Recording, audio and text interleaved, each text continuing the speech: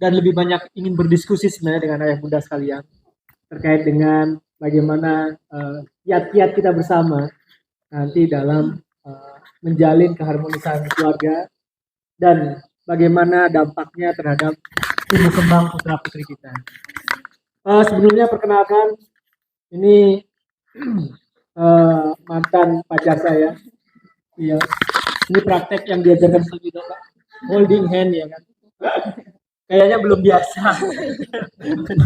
Mudah-mudahan besok makin biasa karena ini baru pelajaran tadi Mas dari Sakwido. Jadi kami mungkin sebelumnya kami perkenalkan, kami ini sudah menikah dari tahun 2000. Coba. Oh 11, pintar. 2011. Ya benar. Jadi alhamdulillah dari pernikahan kami sudah menghasilkan, kerjasama kami menghasilkan 4 putra, 3 putra dan 1 putri. Alhamdulillah. Dan kami ini backgroundnya kami ini dua-duanya sama-sama psikologi, Pak.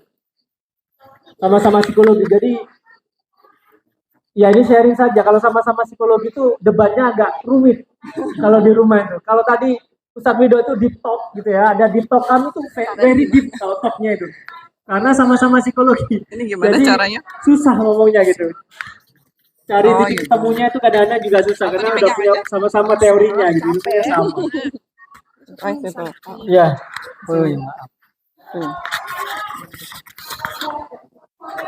Nggak bisa loh. Ini aja. Aduh. Ya, jadi kami ini alumni dari psikologi Universitas Erlangga di Surabaya. Saya lebih banyak di psikologi industri. Kalau Umu Syabits lebih banyak di psikologi klinis, perkembangan yang klinis. Gitu. Jadi tapi teori basicnya sama. Jadi banyak hal yang kami diskusikan terkait dengan perkembangan anak-anak kami seperti itu. Nah, tema hari ini kita lebih banyak diskusi. Monggo nanti silahkan karena ini kita temanya sharing ya. Apabila ada masukan, ini tentunya yang kami sampaikan ini bukan sebagai contoh yang terbaik, tapi ini adalah ikhtiar-ikhtiar, bentuk-bentuk ikhtiar yang kita lakukan. Dan ini mungkin juga berharap kami belajar juga dari ayah bunda sekalian yang pasti banyak yang lebih berpengalaman dibandingkan kami. Jadi ayah bunda tadi sesuai dengan tema yang disampaikan. Sorry, mau menyampaikan sesuatu dulu? Nggak usah langsung.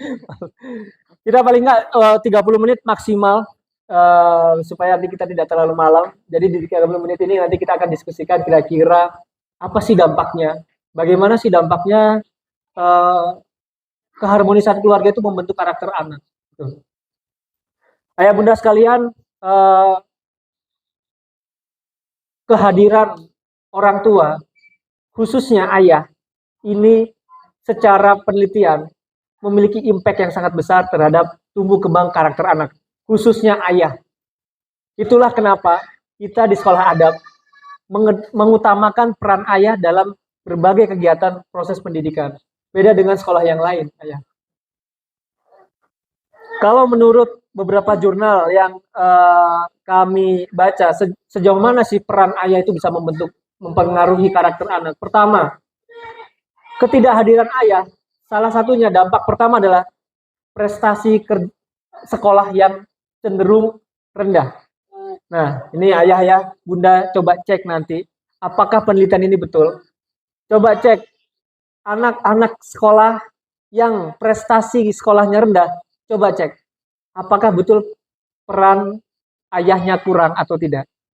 Sesuai penelitian, bahwa peran ayah yang kurang berperan dalam proses pendidikan anaknya cenderung memiliki anak-anak yang prestasi sekolahnya rendah.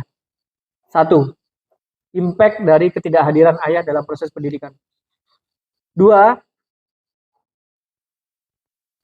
Adalah ketidakmampuan anak dalam mengelola emosi.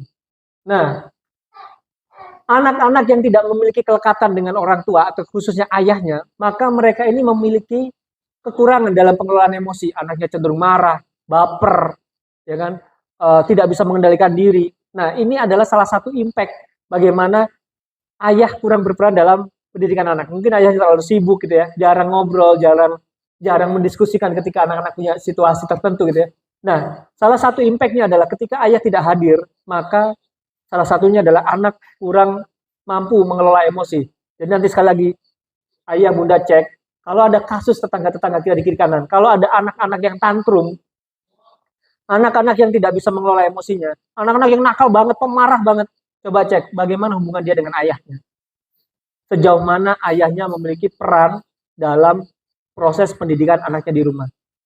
Mungkin lebih banyak ibunya. Itu yang kedua. Yang ketiga, ketika ayah ini kurang memiliki peran dalam proses pendidikan anaknya, maka anak-anak ini memiliki resiko dengan dia tidak mampu mengontrol emosi, maka anak-anak ini cenderung lebih tinggi mengalami kondisi-kondisi di mana dia terjebak dalam perilaku-perilaku kriminal. Nah, kalau kita lihat nanti case-case, biasanya kasus-kasus orang-orang yang terlibat di kepolisian itu, anak-anak yang terkait dengan kenakalan-kenakalan remaja yang sampai diproses polisi, biasanya itu kalau kita cek peran ayah biasanya sangat-sangat minim dalam proses pembentukan karakter anak di rumah. Jadi karena dia tidak mampu mengelola emosinya, maka dia gampang terjerumus dalam situasi-situasi yang tidak mengenakan, khususnya situasi-situasi yang mungkin bisa menjadi suatu kriminal. Nah, ini sebuah studi yang menyatakan bahwa kurangnya peran ayah dalam membimbing anaknya ini berpotensi anaknya kelak akan lebih mudah terjerumus dalam kondisi-kondisi pelanggaran-pelanggaran kriminal. Yang berikutnya adalah ayah ini adalah sumber keterampilan sebenarnya. Masih Ustaz. Ini suruh ngabisin Ustaz banyak ini. Ketiduran kayaknya. Masih Ustaz. Jadi ayah ini sumber keterampilan. Anak akan memiliki keterampilan lebih ketika memang ayah ada di rumah yang menunjukkan berbagai keterampilan. Misalnya contohnya keterampilan terkait dengan di rumah tangga ya, keterampilan membersihkan rumah atau memberes-bereskan memperbaiki rumah, memberi perlengkapan rumah. Ini akan memunculkan keterampilan bagi anak. Tapi bagi ayah yang tidak pernah ada di rumah, yang jarang ada di rumah, maka keterampilan anak akan minim. Karena tidak semua anak itu belajar memasak dengan ibunya. Biasanya anak-anak ini akan belajar yaitu ketika ayahnya itu ketika memegang-megang perlengkapan, ayah-ayahnya lagi membetulkan apa, di situ anak-anak mengamati dan mereka akan belajar. Maka ayah-ayah yang kurang punya waktu untuk meluangkan waktu untuk bisa mendidik anaknya di rumah, maka anak-anak ini cenderung akan memiliki keterampilan yang rendah dibandingkan teman-teman sebayanya. Nah, itu efek berikutnya. Selanjutnya, bagi ayah yang kurang memberikan waktu pengembangan untuk anak-anaknya, yaitu kurangnya kemampuan anak dalam mengambil keputusan. Ayah adalah sosok ketegasan. Ayah adalah sosok pengambil keputusan. Ketika dia tidak mendapatkan role model pengambilan keputusan, maka si anak cenderung besarnya menjadi anak-anak yang lemah dalam mengambil keputusan. Dia pelin-pelan. Dia gampang terombang-ambing oleh lingkungan. Dia gampang terombang-ambing oleh situasi. Kalau temannya ke sana, dia ikut ke sana. Temannya ke kiri, dia ikut ke kiri. Ada tren apa K-pop, dia akan ikut tren K-pop. Dia tidak bisa tumbuh menjadi seorang yang bisa mengambil keputusan. Karena dia nggak punya role model untuk mengambil keputusan. Bahkan impact-nya Pak, yang lebih dahsyat lagi, ketika dia tidak bisa mengambil keputusan terkait dengan gender. Saya ini cowok apa cewek. Makanya sekarang banyak terjadi fenomena Laura, ya saja ya. Laura tahu Pak? Lanang ora wedo ora Pak. Ya, Pak. Jadi itu kebingungan. Ini juga pengambilan keputusan Pak. Munculnya fenomena Laura. Ini karena mereka bingung. Sebenarnya saya ini, mereka sampai berasumsi, saya ini sebenarnya wanita yang terperangkap dalam fisik pria. Nah, ini kan kebingungan, Pak. Kebingungan dia menentukan sebenarnya saya ini pria apa wanita, padahal udah jelas-jelas, Pak. Secara fisik dia udah memiliki fisik sesuai standar pria, Pak ya. Tapi dia masih merasa sebagai wanita, dia masih bingung, benar nggak saya pria? Nah, ini adalah efek yang dahsyat dari ketidakmampuan anak untuk mengambil keputusan. Ini adalah level yang paling parah ketika si anak, orang tua tidak meluangkan waktu dalam memberikan contoh-contoh dalam ketika anak-anak itu lagi dalam proses pengembangan. Mungkin ada contohnya. Bismillah, Assalamualaikum warahmatullahi wabarakatuh. Bapak-bapak, ibu-ibu, mungkin saya panggilnya teman-teman aja ya, kan mungkin kita nggak jauh usianya ya. Jadi di sini saya pribadi hadir di sini bukan untuk memberikan pengalaman, bukan berarti kami sudah terbaik, tapi kita saling memberikan pengalaman yang sudah kami lewatin dan juga mungkin bertukar informasi nanti atau ada masukan sehingga informasi atau pengalaman kita semua semakin lengkap gitu. Jadi mungkin saya sedikit melengkapi dari keterangan Pak Roni. Jadi yang namanya keluarga harmonis itu mungkin bisa diawali dengan menentukan target tujuan keluarga awalnya mau seperti apa. Kira-kira keluarga kita mau dibawa ke arah mana sih gitu. Misalnya anak-anak yang mau kita cetak itu ingin punya kepribadian yang seperti apa sih. Misalnya ada 10 kita tentukan dulu dari awal. Misalnya ingin memiliki anak yang memiliki kepribadian tangguh, mandiri, hafal Al-Quran, segala macam sampai 10 misalnya. Nah, itu yang kemudian kita turunkan lagi menjadi kira-kira apa misalnya nih contohnya. Kita mau mencetak anak-anak yang hafal Al-Quran. Kira-kira apa yang bisa membuat anak ini mencapai sesuai dengan tujuan yang telah kita tetapkan, bisa menjadi hafal Al-Quran. Berarti otomatis kita sebagai orang tua memang mau nggak mau harus menjadi role model, misalnya gitu. Jadi seperti memberikan contoh, kita ikut juga mengaji, nggak cuma hanya meminta anak untuk menghafal Al-Quran, seperti itu. Misalnya kita ingin anak kita untuk bisa, salah satu targetnya, ingin bisa anak-anak bisa bahasa Arab. Nah, kita pun juga memberikan contoh. Jadi, kita berdua komit bahwa di perjalanan ini, kebetulan saya dan suami juga menunjukkan contoh ke anak-anak bahwa mama sama papa juga belajar bahasa Arab gitu. Jadi mungkin pengalaman yang telah kita lakukan adalah ibu bapak teman-teman ini pertama-tama bisa mengeset dulu nih kira-kira apa sih kepribadian yang ingin dicetak gitu, tujuannya pengen seperti apa gitu. Nah di masa 7 tahun awal, di awal-awal itu anak-anak itu dapat informasi, dapat informasi pemberitahu pemahaman dari orang tua, dari kita, misalnya ingin menjadi itu masa penanaman informasi. Nah, dari umur 0 sampai 7 tahun. Dari umur 7 sampai 17 tahun itu adalah masa anak-anak itu seperti on the job trainingnya. Jadi misalnya contohnya seperti ini. Kita ingin mencetak misalnya anak-anak yang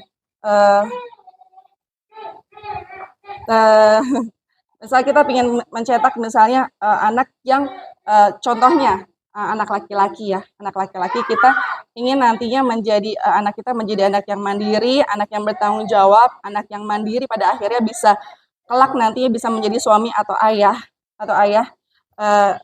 yang bertanggung jawab kepada keluarganya. Nah, di umur 7 tahun anak ini dibekali informasi oleh orang tuanya, oleh kami, oleh bapak ibunya. Nah, di umur 7 sampai 17 tahun adalah masa anak itu mulai on the job training, mulai magang, mulai diikutkan, dilibatkan. Misalnya gini, itulah peran yang tadi saya bilang seperti memberikan contoh. Misalnya saya minta anak saya nanti menjadi yang tadi saya bilang menjadi kelak bisa menjadi pria yang laki-laki yang bertanggung jawab di umur 7 tahun kita bekali misalnya seperti contohnya tugas sekolah gitu.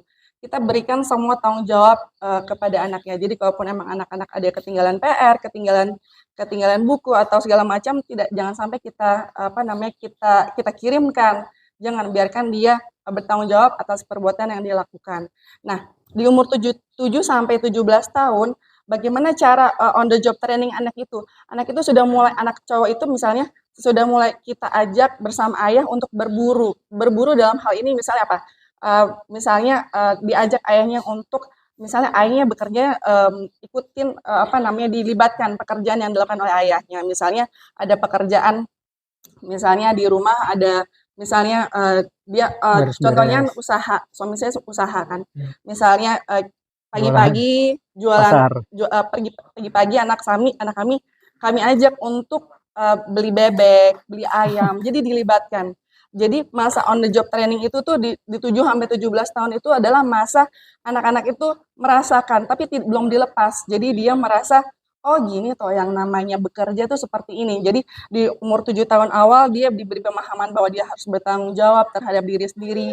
Kemudian di 7 tahun sampai 17 tahun anak itu dilibatkan sehingga setelah umur 17 tahun harapannya anak ini sudah memiliki kompetensi tanggung jawab itu sudah matang, sehingga saat dilepas dia sudah bisa menjadi laki-laki yang bertanggung jawab, yang sudah mengetahui caranya, karena memori itu sudah tersimpan di benaknya, sudah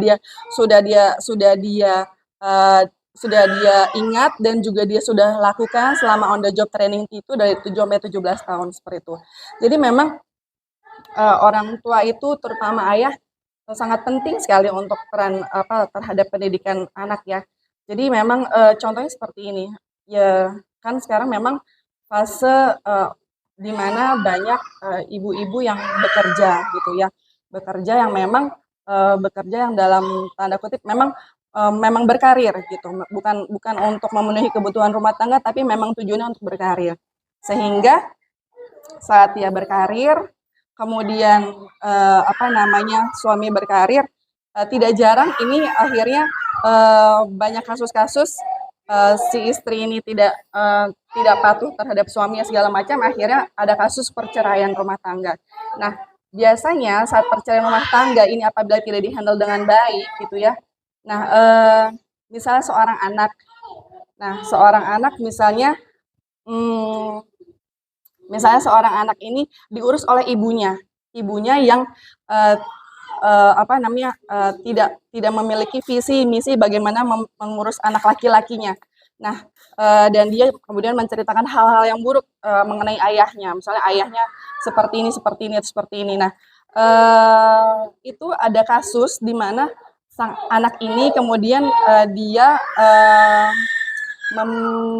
tidak menyukai ayahnya dan tidak menyukai sampai akhirnya tidak menyukai sosok sebagai gender ayahnya sebagai laki-laki, sehingga dia yang semula laki-laki dia pun juga mendinai bahwa saya nggak mau laki-laki seperti ayah saya. Jadi akhirnya kemudian karena dia benci dengan sosok yang namanya cowok gitu kan, akhirnya dia mengidentifikasikan dirinya sebagai cewek.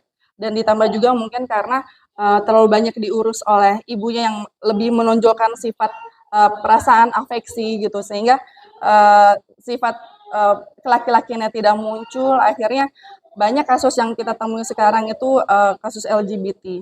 Nah, jadi memang sebegitu besarnya peran ayah untuk mendampingi ibu, membersamai untuk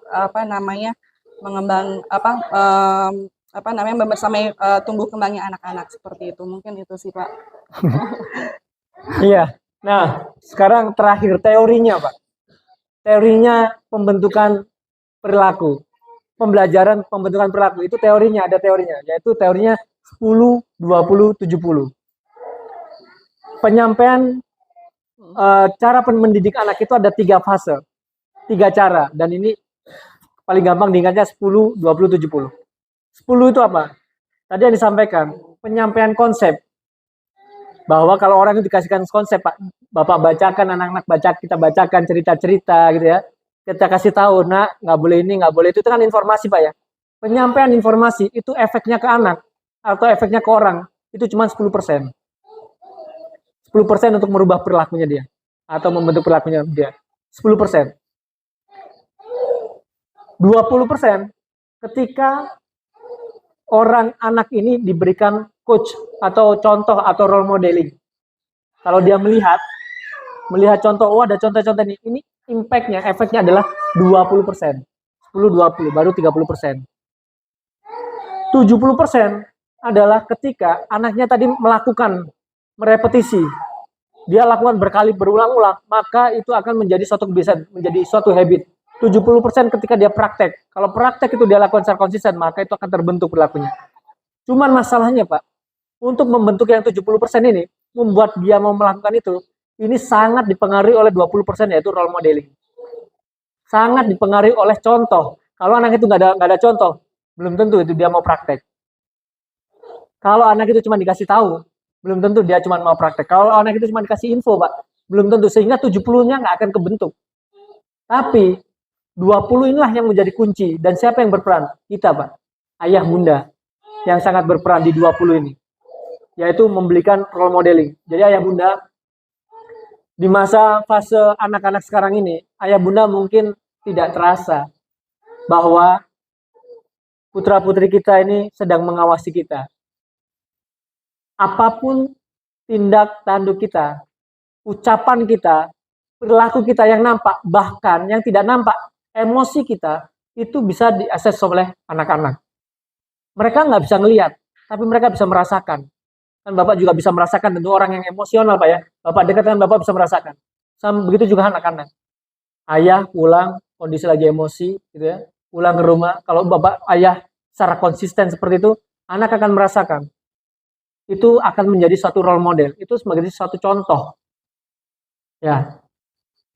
Oleh karena itu, ayah bunda sekalian, jadi sekarang ketika kita memang mau membentuk anak menjadi karakter tertentu, role modelingnya harus kuat, Pak. Karena itulah nanti membuat 70% ini akan jalan. 20% role modeling ini akan diambil menjadi kuncinya nantinya. Nah, kebanyakan dari kita tidak sadar ya, Pak ya. Kadang-kadang kan kita nggak sadar, Pak ya. Perasaan saya itu udah nyekolahin anak dengan benar ya, Pak ya. Sekolahnya di tempat bagus ya kan, Pak. Udah kita kasih tahu juga di rumahnya. Di rumah udah kita kasih tahu, kita lesin, kok perilakunya kok nggak berubah.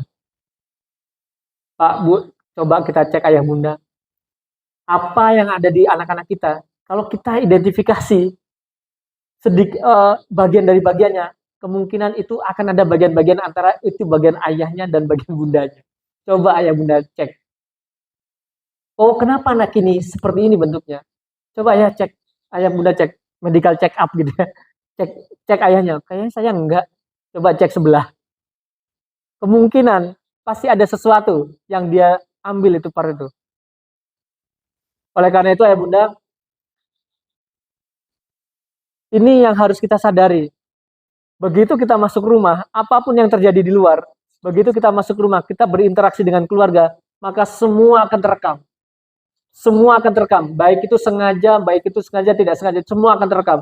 Dan bayangkan, kalau itu rekaman itu berulang terus, selama bertahun-tahun, kira-kira anak itu akan menjadi seperti apa? Ayah, bunda, ketika misalnya tadi disampaikan Ustaz Ridho, berpegangan harmonis dengan keluarga, ya kan? Ngobrol dengan ucapan-ucapan yang bagus, ucapan-ucapan yang positif, tentu anaknya akan melihat. Tanpa dikasih tahu, anak itu akan melihat. Sebaliknya, ketika kita masuk ke rumah, ya kan, kita nggak ada masalah di rumah. Kita masalahnya di kantor, Pak, atau di luar ya. Pas ke rumah kita cemberut, ya kan. Assalamualaikum.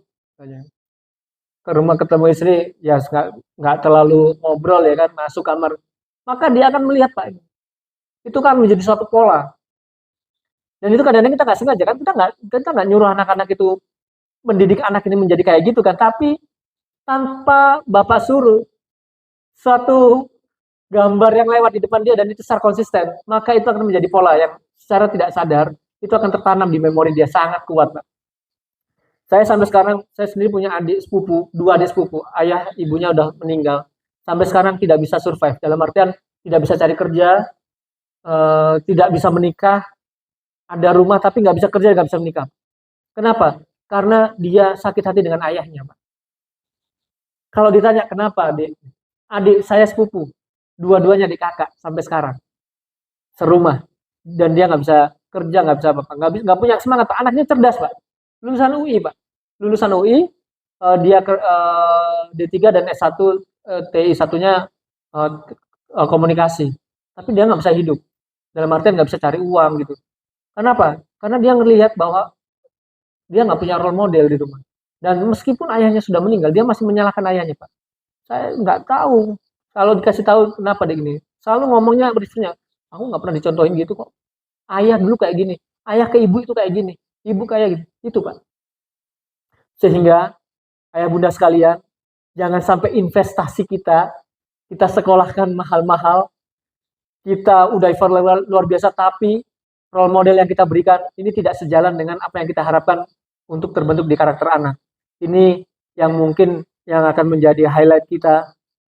Jadi keharmonisan kita, bagaimana kita memperlakukan istri, bagaimana kita nanti di rumah, bagaimana nanti kita ngayomin anak, meskipun ada masalah di luar, bagaimana kita membawanya ke rumah, suasana rumah itu tetap menyenangkan, suasana rumah itu tetap positif, semuanya itu akan terekam, dan inilah yang nanti akan menjadi karakter-karakter kuat anak-anak kita ke depan. Mudah-mudahan apa ke depan tadi sudah sampaikan, mudah-mudahan ini salah satu acara ini adalah bagaimana kita semua memiliki bekal gitu Pak ya. Jadi nggak cuma anaknya aja sekolah, tapi orang tua ini punya bekal bahwa bagaimana sih kira-kira hal-hal yang nanti memang kita butuhkan Pak untuk bisa menguatkan materi-materi yang sudah disampaikan di sekolah. Karena tadi Pak, materi yang kita sampaikan efeknya cuma 10% Pak. 20% itu adalah role model. 70% ketika dia praktek. Jadi ayah bunda sekalian, mohon disadari sekarang, apapun ucapan, apapun respon kita, bahkan emosi kita, kalau bisa sebelum pulang Pak, emosinya udah selesai. Kalaupun di luar, mungkin kita bisa mampir, karena ini tips dari Ustadz Adi Dayat. Sebelum nyampe rumah, kalau ayah bunda punya masalah, mampirlah ke masjid, sholat, baru pulang. Di situ akan ternetralisir emosi-emosi kita, hal-hal yang buruk mungkin dari luar, ternetralisir, bapak pulang, udah fresh bawahnya. Nah, jadi mungkin itu, ada diskusi kira-kira terkait dengan hal ini? Cukup rasanya ya. Oh, silakan Pak. Iya, Pak, silakan. Waalaikumsalam warahmatullahi wabarakatuh.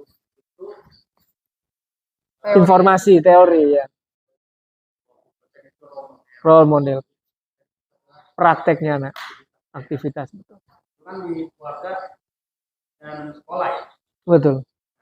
Sedangkan kita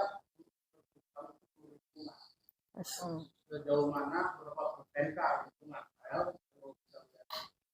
sehari-hari ya besar lingkungan daripada keluarga. Ya. Bisa mengubah mana? Iya, terima kasih Pak. Bagaimana pengaruh lingkungan gitu Pak? Memang pengaruh lingkungan ini juga akan punya efek ya terhadap tumbuh kembang anak. Punya pengaruhnya Pak ya. Yang kami lakukan Pak, anak ini tadi yang disampaikan adalah umur 1 sampai 7 tahun. Ini adalah fase-fasenya dia belajar. 7 sampai 17 tahun ini juga kenceng-kencengnya Pak ya, dia mulai praktek gitu ya. Yang kami lakukan dari 24 jam kita atur Pak. Berapa jam dia terpapar lingkungan. Berapa jam dia harus ada terpapar dengan keluarga. Berapa jam dia terpapar dengan sekolah. Sampai saat ini pun, ini anak kami, Sabit, Ilya, ini, kami batasin Pak, keluar lingkungannya. Karena apa? Karena tadi Pak, lingkungan sudah tidak bisa kita kontrol.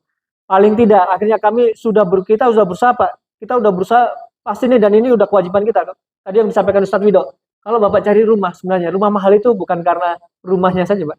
Tapi Bapak beli lingkungannya, beli tetangganya. Kenapa? Karena tetangga itu punya impact Pak terhadap putra-putri kita. Lingkungan itu punya impact Pak. Kalau kita cari rumah asal Pak, ya kan, tanpa memperhatikan keluarga, bayangkan, kalau misalnya anak itu akan terpapar misalnya dari 24 jam, 8 jamnya tidur Pak ya, 8, mungkin di sekolahnya cuma sekitar 4 jam gitu Pak ya, 12 jam. 12 jamnya sama kita. 12 jam sama kita mungkin 8 jam, 4 jamnya terpapar lingkungan misalnya. Kalau anak itu terpapar di lingkungan selama 4 jam per hari, dan lingkungannya ini tidak bagus, Pak, ini kan berat buat kita menetralisir ketika dia masuk ke rumah. Oleh karena itu, lingkungan kita harus pastikan. Salah satunya juga, meskipun kami sudah memastikan bahwa kami mencari lingkungan yang kami lakukan Pak ya, ini mungkin apa jadi contoh real yang bisa kami contohkan gitu yang kami lakukan. Kami dalam pemilihan rumah kami cari yang dekat masjid, Pak. Karena itu tadi lingkungan minimal kita sudah terbentengi gitu Pak ya. Lingkungan kalau dekat masjid. Kami cari rumah yang dekat masjid. Yang kedua, meskipun ini Sabit sudah kelas 4 ini, kami tidak memperkenankan dia main di rumah orang, Pak. Dia boleh bermain, tapi mainnya di masjid, Pak. Dia nggak boleh main kalau dia masuk ke rumah orang, nggak boleh. Dia boleh main ke rumah teman dia muter-muter teras, muter-muter jalan naik sepeda, silahkan. Kenapa? Karena kami nggak bisa menjamin, kami nggak bisa mengkontrol apa yang ada terjadi di dalam rumah tetangga. Apa yang mereka tonton, apa yang mereka komunikasikan di dalam keluarga itu, kejadiannya seperti apa interaksi antara orang tua dan anaknya. Nah, ini yang kami batasin supaya apa? Supaya tadi Pak, ini tidak masuk ke memori mereka. Jadi ini pun kami mengalami kadang-kadang kami sampai ditegur ya. Jadi ini uminya nih kadang-kadang. Jadi memang tadi seperti yang saya sampaikan sebelumnya. Jadi ini cuman sharing best practice waktu kita di Surabaya. Jadi waktu di Surabaya anak-anak ini Syabit itu masih sekitar 5 tahun ya. 5 tahun. Di situ kita sudah mulai baru aware gitu. Kira-kira anak kita mau ke arah mana sih gitu kan ya. Misalnya yang tadi saya sebutin mau hafal Al-Qur'an segala macam. Nah, kita spesifik ke hafal Al-Qur'an ya Pak ya. Nah, di hafal Al-Qur'an di Surabaya itu kita mulai apa sih yang kita harus lakukan supaya anak-anak ini bisa hafal Al-Qur'an. Yang kita lakukan pertama saat itu adalah kita mencari guru, kemudian kita bikin halakoh di rumah. Jadi karena di Surabaya masih terbatas kelas tahfidznya waktu itu, kita datangkan guru, kemudian kita undang tetangga, kita bikin seperti itu. Itu yang pertama. Terus yang kedua, kita membuat sistem bahwa yang pertama tidak boleh nonton TV, nggak boleh gadget gitu ya, tidak berkunjung ke tetangga yang tidak memiliki value yang sama. Jadi kan kita nggak bisa kontrol nih tetangga-tetangga kita ucapan-ucapannya, kemudian apakah dia memiliki visi yang sama, nggak boleh nonton segala macam gitu. Nah, kemudian setelah itu, nah berangkat dari visi itu kita kuat Pak, kita kunci bahwa ini ya kita mau mencetak anak yang hafal Al-Qur'an. Jadi kedepannya kalau ada melenceng dikit kita balik lagi ke situ. Misalnya gini, akhirnya anak ini udah terbiasa dengan regulasi sistem yang kita buat bahwa, nah anak-anak kalau mau main di masjid aja, nggak boleh main ke tetangga. Karena apa? Karena tetangga kita nggak tahu mereka nonton seperti apa gitu kan ya ucapan-ucapannya gitu ya. Kalau mau main cuma di masjid aja. Sampai kejadian di Cilacap. Jadi dari Surabaya kita pindah ke Cilacap Pak, Ibu. Di Cilacap teman-temannya Syabit itu muter dari rumah tetangga. Dia cuma di masjid aja. Mama Syabit nggak punya teman. Semuanya main ke rumah itu. Kita undang. Tapi qadarullah ya anaknya itu karena balik lagi ya. Ini balik lagi karena memang kita kunci utama adalah suami. Benar. Kekuatan itu adalah suami. Suami itu harus punya prinsip yang kuat. Alhamdulillah ya suami saya ini prinsip yang kuat untuk mendidik anak sesuai dengan visi misi yang sudah kita tentukan gitu. Jadi udah nggak apa-apa. Sampai di Cilacap itu ada tetangga bilang, Pak, kita anaknya mau main sama, waktu itu saya lupa namanya, mau main itu saya salut. Itu diajak ke dalam rumah, itu nggak mau. Anak saya nggak mau. Dia cuma terbatas di teras aja. Siapa namanya? Iyas ya namanya ya? Ya, Iyas. Dia manggil Iyas, Mah, Pak, dia selalu izin. Mah, Pak, boleh nggak Abid ke rumah Iyas? Hanya untuk manggil Iyas aja. Boleh, Nak. Tapi kamu nggak boleh masuk ya, Nak ya. Ya udah. Jadi dia nurut cuman sampai sebatas di depan rumah. Karena apa? Kami ingin menjaga seperti itu. Saking ingin menjaganya, eh, yang tadi itu visi misi yang sudah kita tetapkan, kita pengen yang seperti apa sih gitu kan, kita jaga gitu, karena memang nanti kalau anak ini udah kuat, insya Allah kalau terpapar ya ada lecet-lecet dikit tapi basicnya udah kuat gitu kan ya. Kemudian pindahlah ke sini. Pindah ke sini kebetulan rumah kita dekat sama rumah Ustadz Adi Hidayat kan ya.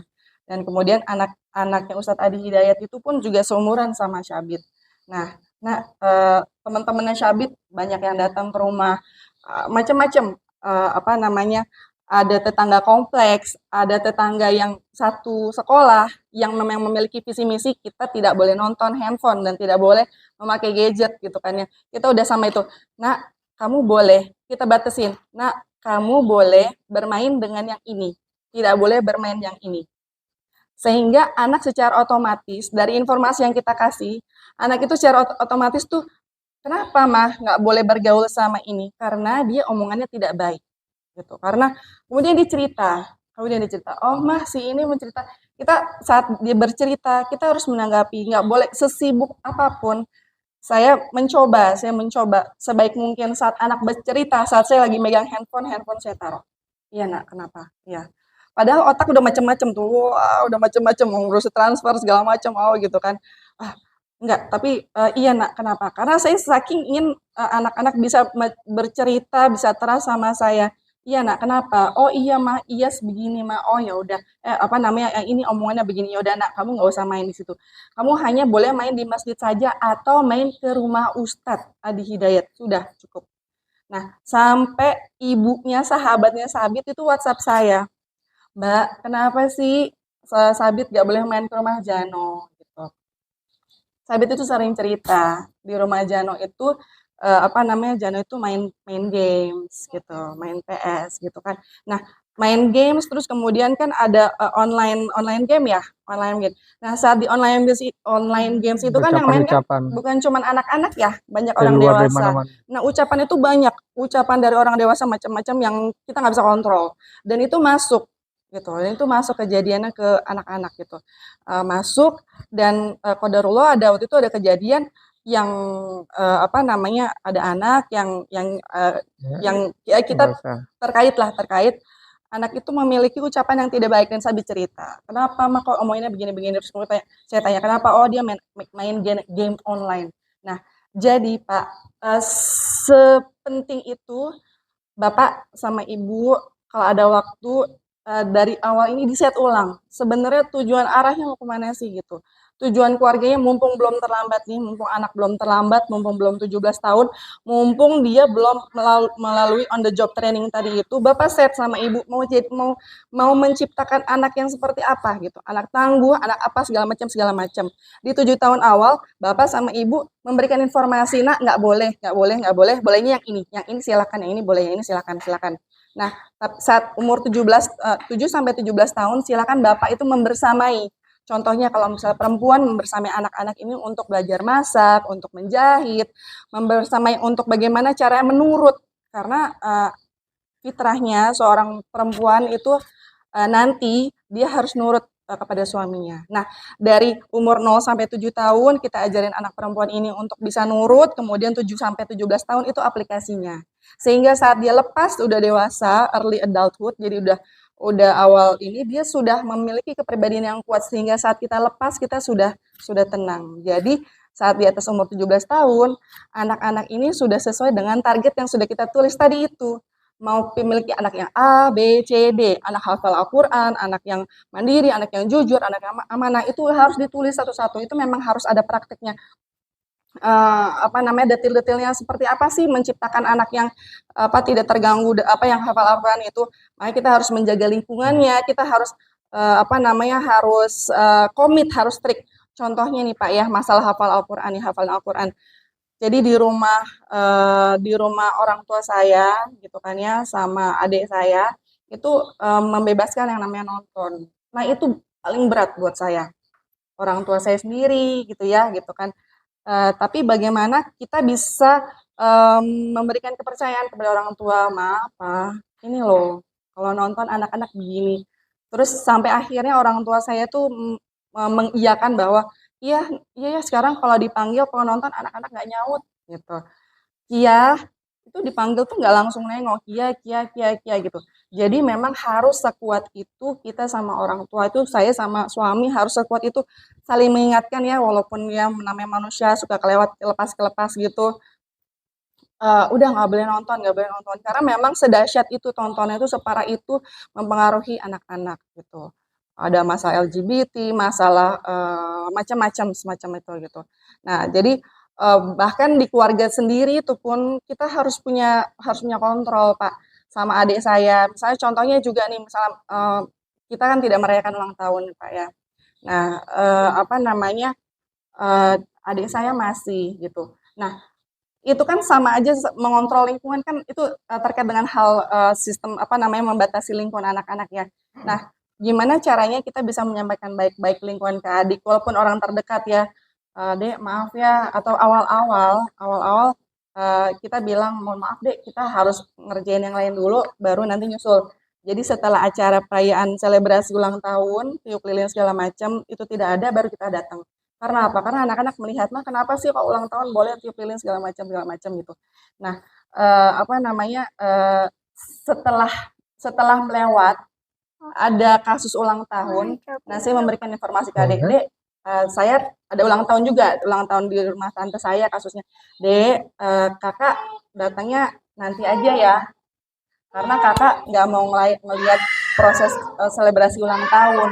Jadi adik saya tuh ngerti kalau misalnya besok kalau ada ulang tahun, kami kami nggak mau gabung gitu. Bukan karena apa, karena bukan karena tidak menghargai, enggak. Karena kan kami, memiliki value-value yang sudah kami tanamkan, yang sudah kami set di awal-awal itu gitu, gitu. Jadi memang sekuat itu memang peran bapak sama ibu membersamai anak-anak ingin mencapai tujuan anak yang seperti apa sih gitu. Karena kalau misalnya pengen cuman didik-didain anak aja, cuma dikasih makan segala macam, dia bisa akan tumbuh. Tapi kan hasilnya itu kan dipertanggungjawabkan ya ke Allah gitu. Kita tuh mau mau punya apa namanya nanti saat saat di akhirat itu ditanya kamu tuh udah ngapain aja gitu.